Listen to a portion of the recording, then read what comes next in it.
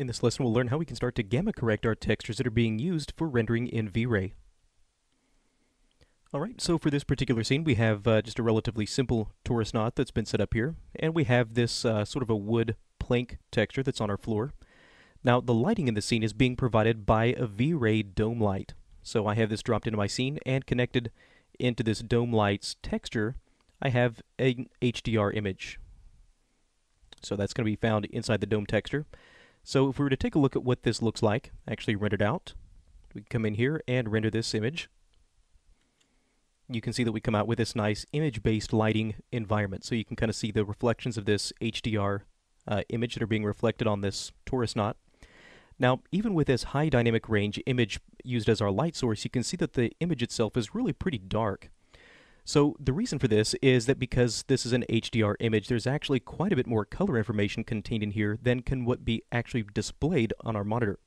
So usually what we would want to do is actually render this with some sort of gamma correction so that we can actually start to visualize a lot more of the color information of this image. So to do this, I'm going to go ahead and just save this image for comparison. And let's open up our render settings for V-Ray. So inside the V-Ray Common tab, if we scroll down, we can enable this option for converting the image to an sRGB image, essentially applying the gamma correction for us at render time.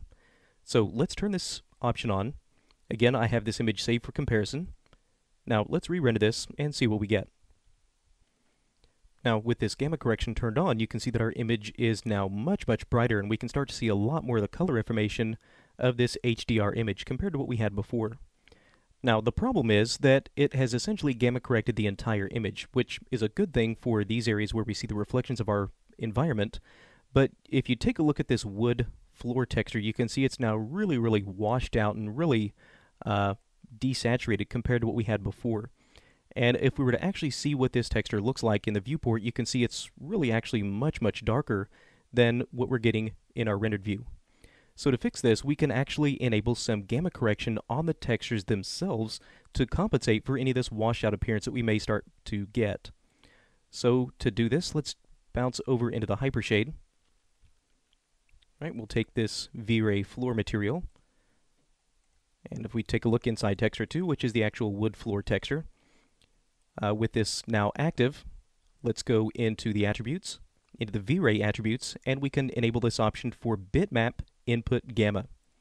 So let's turn this option on, and now we should see this new extra V-Ray attributes down at the bottom of this node. And if we turn this on, you can see that it has automatically enabled this enable input gamma. And it's essentially now set this to 2.2, which is perfect for any kind of a low dynamic range image that we happen to be using. So low dynamic range being something like a bitmap, JPEG, Targa, things like that. A high dynamic range would be something like an HDR image or an EXR image. So now we're going to take this low dynamic range, and we're essentially now telling V-Ray that it already has a gamma of 2.2. So it's essentially now going to counter color correct that image at render time. So again, if we were to save this image for comparison and now see what this looks like now that we've enabled this input gamma on this floor texture, you can see that once the render finishes, that our floor texture is now much better compared to what we had before. So much closer to the original color, a lot more saturation, and not nearly as washed out as what we had before. But if you take a look at the texture that's being used as our HDR dome, you can see we still get plenty of the illumination that we had before. Essentially, that section of our render is completely unchanged.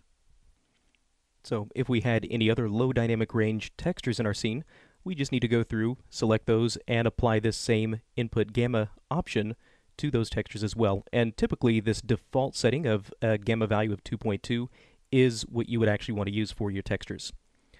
Okay, so that's a look at how we can start to take our low dynamic range textures and begin gamma correcting those for rendering in V-Ray.